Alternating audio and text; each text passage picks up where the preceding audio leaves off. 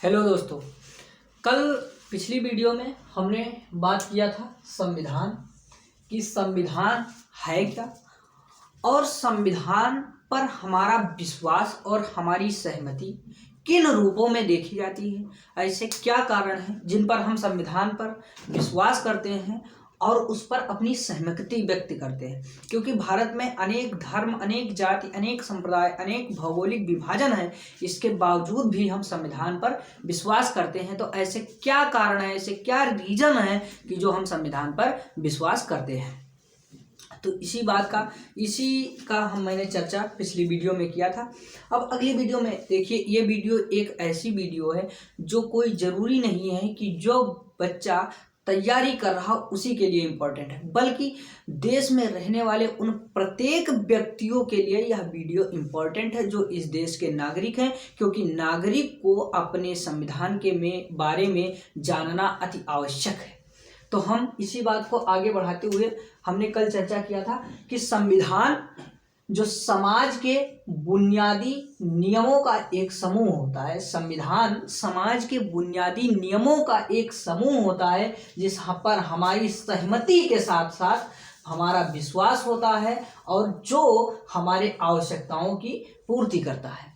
इस बात का चर्चा हमने पिछली वीडियो में किया था। अब हम इसको देखते हुए इसी के साथ साथ इसी से हम एक एक पॉइंट निकालेंगे, हम कहीं अलग से कुछ नहीं लाएंगे। अगर इसी के साथ साथ अगर हम आगे चर्चा करें तो हम देखते हैं कि समाज जो समाज है, समाज के बुनियादी नियमों का समूह संविधान है। समाज के बुनियादी नियमों का समूह यह संविधान है। तो हम इस देखते हैं इस समाज को कि समाज की क्या आवश्यकता है। समाज की आवश्यकता हम किन रूपों में देखते हैं। अगर हम समाज की आवश्यकता की बात करें तो समाज की जो आवश्यकता है वो राज्य का निर्माण है और शासन का संचालन है। राज्य का निर्माण का मतलब राज्य पूर्ण रूप से सही ढंग से हमारा देश और हमारा राष्ट्र और राष्ट्र के अंदर प्रत्येक राज्य अपने पूर्ण रूप से एक संचालित अवस्था में बरकरार रहे, इसके लिए हमें इस संविधान की आवश्यकता है जो हमारे शासन व्यवस्था को चलाने में मददगार होता है। वहीं अगर हम बात करें कि शासन का संचालन, कि शासन को अच्छी तरह से संचालित करने में संविधान का योगदान होता है, जिसके द्वारा हमारे प्रतिनिधियों के द्वारा, संसद में बैठे हमारे प्रतिनिधियों के द्वारा इस शासन को संचालित करने में योगदान दिया जाता है। वहीं अगर हम बात करें कि अगर हम ये बात कर लिए कि शासन और इसमें बात कर लिए कि राज्य का निर्माण और शासन का संचालन, तो शासन का संचालन तभी हो सकता है जब शक्ति हो। शक्ति के ही माध्यम से शासन का संचालन किया जाता है। तो अगर हम शक्ति को देखते हैं तो यहीं से पॉइंट निकल के आती, मैं कहीं अलग से नहीं लेके आया हूँ। इसके पीछे बड़ी प्रिपरेशन करनी पड़ी है इसको तैयार करने के लिए, कृपया आप इसे इग्नोर न करें। अगर हम यहीं से निकालें तो राज्य का निर्माण और एवं शासन की शक्ति को या शासन को संचालित करने के लिए हमें शक्ति की आवश्यकता होती है और यह शक्ति यहीं से निकलती है और जिसे हम संविधान का प्रथम विशेषता कहते हैं। यह सीधा NCERT से शब्द उठाया गया है कि जो संविधान की विशेषता है वो शक्ति का वितरण है। यह पहले ही संविधान की विशेषता है कि शक्ति का वितरण। हमारा संविधान हमें शक्ति का वितरण, देखिए शक्ति का पृथक्करण और शक्ति का वितरण ये दो अलग अलग चीजें हैं। संविधान हमें शक्ति के वितरण, जो शक्ति का वितरण है ये संविधान का प्रथम विशेषता है, ये संविधान की पहली विशेषता है। अगर अब आपके मन में सवाल उठ रहा होगा कि कौन सी शक्ति, ऐसी कौन सी शक्तियां हैं जो संविधान उनको विभाजित करता है, वितरित करता है, तो हम देखते हैं उन शक्तियों की कि वो कौन सी शक्तियां हैं। तो देखिए, कानून बनाने की शक्ति। अब कानून कौन बनाएगा? ये शक्ति को वितरित करता है कि कानून कौन बनाएगा। दूसरी शक्ति, उसे लागू कौन करेगा, लागू करने की शक्ति। और तीसरी शक्ति निर्णय की शक्ति कि इसे का निर्णय कौन लेगा, निर्णय की शक्ति कौन लेगा। अब देखिए, अब मैंने ही कल आपको बताया था कि जो देश है वो दो प्रकार के, पूरे विश्व में दो प्रकार के देश होते हैं, या तो वो लोकतांत्रिक देश होता है या वो गैर लोकतांत्रिक देश होता है। तो अगर हम इन दोनों देशों की बात करें तो संविधान मैंने कल बताया था कि संविधान जो है वो दोनों देशों का होता है, चाहे वो गैर लोकतांत्रिक हो या लोकतांत्रिक हो। गैर लोकतांत्रिक देशों का भी संविधान होता है और लोकतांत्रिक देशों का भी संविधान होता है, लेकिन दोनों में अंतर क्या होता है ये हमें ध्यान रखना है। जो लोकतांत्रिक देश होते हैं उनके शक्तियों का पृथक्करण होता है, विभाजन होता है और उनके शक्तियों का प्रयोग, देखिए यहाँ लिखा है, नियम बनाने एवं उसको लागू करने की शक्ति मर्यादित होती है। ये लोकतांत्रिक देशों के संविधान की ये विशेषता है कि जो हमारी शक्ति है, शक्ति को बनाने की और उसको लागू करने की जो शक्ति है वो मर्यादित होती है, ना कि वो इस प्रकार होती है जिससे समाज में रहने वाले लोगों का शोषण हो। तो हम देखते हैं कि यह शक्ति मर्यादित होती है। पर अगर हम गैर लोकतांत्रिक देशों की बात करें, अगर हम गैर लोकतांत्रिक देशों की बात करते हैं तो इनकी शक्ति मर्यादित नहीं होती है। इनके एक पक्ष में ही पूरा संविधान होता है और एक हाथों में पूरे शक्ति का बागडोर होता है जो शासन को संचालित रूप प्रदान करता है। अगर वही हम आगे बात देखें, यहाँ तक पहुंचे कि लोकतांत्रिक और गैर लोकतांत्रिक। अब बात आता है कि ये जो कानून की शक्ति, ये जो कानून की शक्ति है, ये कानून बनाने की शक्ति, कानून बनाने की शक्ति। अगर हम कानून बनाने की शक्ति की बात करें, अगर हम यह बात करें कि कानून की शक्ति कौन बनाता है, तो इसमें दो प्रकार के व्यक्ति, या तो जनता बनाएगी कानून की शक्ति, या तो जनता बनाएगी या जनता किसी माध्यम के द्वारा बनाएगी। यह सिंपल सी बात है। अगर किसी भी देश में संविधान है तो उस संविधान को कौन बनाएगा, या तो यह जनता बनाएगी या जनता नहीं बनाएगी तो जनता अपने प्रतिनिधियों के माध्यम से बनवाएगी। इस कहने का मतलब या तो जनता स्वयं संविधान बनाए लोकतांत्रिक देशों में, या तो जनता स्वयं संविधान बनाए या जनता किसी के माध्यम से संविधान बनाए। तो आप जानते हैं कि जनता स्वयं संविधान नहीं बना सकती क्योंकि जनसंख्या जो है वो बहुत अत्यधिक है।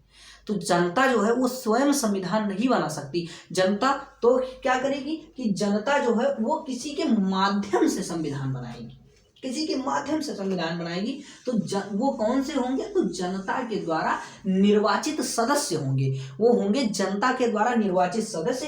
क्योंकि हम ये देखते हैं कि लोकतंत्र में जनता जो है वो बहुत अधिक होती है, जिसके माध्यम से हम उसका संविधान का निर्माण आसानी से नहीं कर सकते हैं, क्योंकि जो जनता है उस जनता की जनसंख्या बहुत अधिक होती है।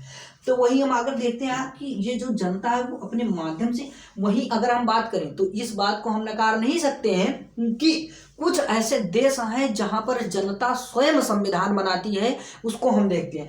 अगर हम प्रत्यक्ष डेमोक्रेसी, अगर हम डायरेक्ट डेमोक्रेसी की बात करते हैं तो उसका जो पिता है और उसका जन्मदाता है उसको हम रूसो को मानते हैं कि रूसो उसका पिता और जन्मदाता है। ये रूसो के ही द्वारा 3 चीजें दी गई, स्वतंत्रता, समानता और बंधुत्व, जिसने फ्रांस की क्रांति करा दी, ये रूसो ही था। इसका चरित्र तो बहुत ही खराब था, इसकी कई पत्नियां थीं लेकिन ये बहुत भयानक विचारक था। ये बहुत अच्छा विचारक था जिसने 3 विचार दिए, स्वतंत्रता, समानता और बंधुत्व, जिसके द्वारा फ्रांस में क्रांति हो जाती है। अगर हम वहीं आगे बात करें कि अगर यही देखते हैं तो इसी के द्वारा लोकतंत्र शब्द को लाया जाता है और लोकतंत्र को लोकप्रिय बनाने का कार्य इसी रूसो के द्वारा किया जाता है। अगर हम इसे लोकतंत्र में बात करें तो ये आज भी स्विट्जरलैंड के 5 ऐसे राज्यों में, जिसे हम कैंटन कहते हैं, वहाँ के राज्य को हम कैंटन कहते हैं, ऐसे 5 ऐसे राज्य हैं जहाँ पर जनता ने स्वयं संविधान का निर्माण किया है। जनता ने स्वयं संविधान का निर्माण किया है, तो इसलिए हम वहाँ पर डायरेक्ट डेमोक्रेसी मतलब प्रत्यक्ष लोकतंत्र है, जहाँ पर जनता स्वयं संविधान बनाती है, जनता एक सामूहिक रूप से मिलकर स्वयं संविधान बनाती है, वहां पर डायरेक्ट डेमोक्रेसी प्रत्यक्ष लोकतंत्र होता है। लेकिन जहां पर जनता किसी के माध्यम से संविधान का निर्माण करवाती है, किसी के माध्यम से कानून का निर्माण करवाती है, कानून का अगर निर्माण या कानून बनाने की जो शक्ति है वो किसी के माध्यम से करवाती है, तो वही होता है कि जनता के द्वारा वो होते हैं निर्वाचित प्रतिनिधि। तो अगर हम वही देखें कि जनता के द्वारा निर्वाचित प्रतिनिधि। तो ये वही जो है डायरेक्ट डेमोक्रेसी ना होकर इनडायरेक्ट डेमोक्रेसी हो जाती है। जैसे अगर हम आगे देखते हैं तो शक्ति का वितरण। अब देखिए, एक शक्ति कि इसे लागू कौन करेगा, दूसरी शक्ति कि एक शक्ति के कानून कौन बनाएगा, अभी दूसरी शक्ति है कि इसे लागू कौन करेगा, और तीसरी शक्ति है अगर इन दोनों में विवाद हो जाए तो इसका निर्णय कौन करेगा।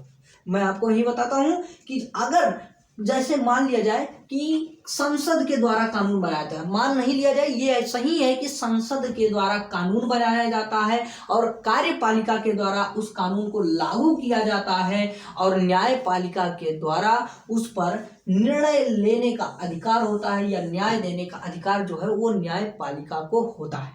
अगर हम ये बात करें कि जो कानून बनाने की शक्ति है वो संसद को है, और संसद में 3 है, एक राष्ट्रपति है और एक राज्यसभा है, एक लोकसभा है। और वहीं बात करें लागू करने की तो कार्यपालिका। अगर मान लिया जाए तो हमारी विधायिका को ही संसद कहते हैं। अगर हमारी संसद ने कोई कानून बनाया और उसको लागू करने के लिए जो कार्यपालिका है, कार्यपालिका और संसद में अगर सहमति नहीं होती है तो उसे व्याख्यायित रूप कौन प्रदान करेगा, तो उसे व्याख्यायित रूप हमारा न्यायपालिका प्रदान करेगा। अब यहीं से मैं तीसरा जो विशेषता है मैं यहीं से निकाल रहा हूं कि तीसरी विशेषता जो है, अगर इन दोनों का अगर विधायिका का और कार्यपालिका का अगर विवाद होता है तो इसका जो निर्णय है वो न्यायपालिका निर्णय करती है, इसे निर्णय लेने का अधिकार है। तो या स्वतंत्र होगी और निष्पक्ष होगी, यह स्वतंत्र होगी और निष्पक्ष होगी। अब देखिए कि अगर हमें निर्णय लेने का अधिकार है तो हमारे ऊपर अगर किसी का दबाव होगा तो हम निर्णय को नहीं ले सकते हैं। तो ये क्या है, ये स्वतंत्र होगी और स्वतंत्र के साथ साथ निष्पक्ष होगी, जो हमारे संविधान की तीसरी विशेषता है। तो आगे हम अगली वीडियो में देखेंगे। इसके लिए अगर आपको अच्छा लगे तो इसको लाइक, सब्सक्राइब और शेयर करें। अधिक